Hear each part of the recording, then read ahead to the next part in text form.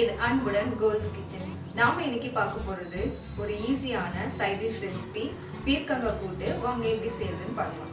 முதல்ல 1/4 கப் சிறுபருப்பை நல்லா வாஷ் பண்ணிவிட்டு ஒரு 10 நிமிஷம் ஊற வச்சுக்கலாம்.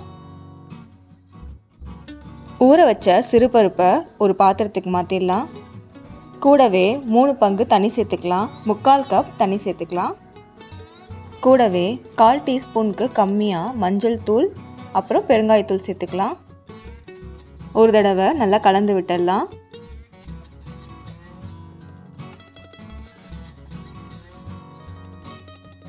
சிறுபருப்பு ஒரு 80% வெந்ததும்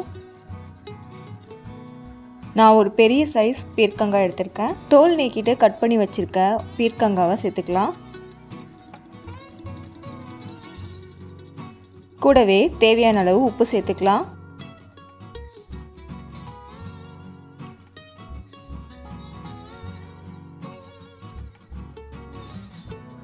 தேவைப்பட்டால் கொஞ்சமாக தண்ணி சேர்த்துக்கலாம். பீர்க்கங்காயிலே வேகும்போது தண்ணி விடும், அதனால் தண்ணி எதுவும் தேவைப்படாது. அப்படி தேவைப்பட்டால் கொஞ்சமாக சேர்த்துக்கலாம். இப்போது இது நல்லா வேகட்டும்.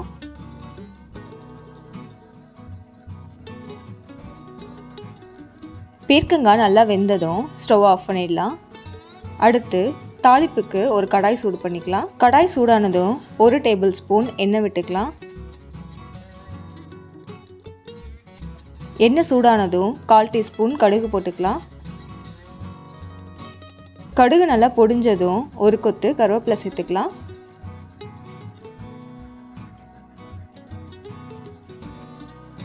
கருவேப்பிலை நல்லா வறுபட்டதும் இதில் ஒரு பச்சை மிளகாய் பொடியாக கட் பண்ணி சேர்த்துக்கலாம். காரத்துக்கு பச்சை மிளகாய் தான் சேர்க்குறோம், அதனால் நம்மளுக்கு தேவைக்கு ஏற்ற மாதிரி சேர்த்துக்கலாம். கூடவே ஒரு அரை பெரிய வெங்காயத்தை பொடி பொடியாக கட் பண்ணி சேர்த்துக்கலாம்.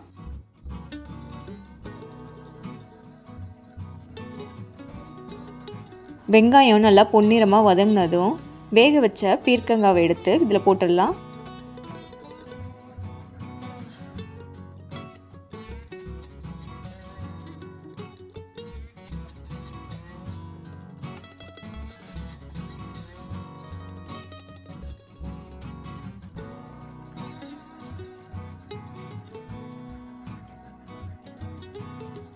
கடைசியாக 1 டேபிள் ஸ்பூன் துருவின தேங்காய் சேர்த்துக்கலாம்.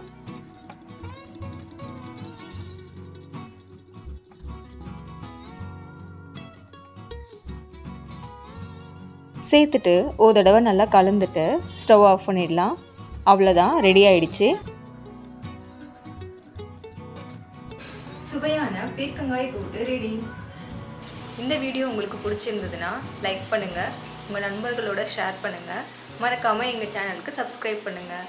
பக்கத்தில் இருக்க பெல் ஐக்கானை கிளிக் பண்ணுங்கள். நன்றி.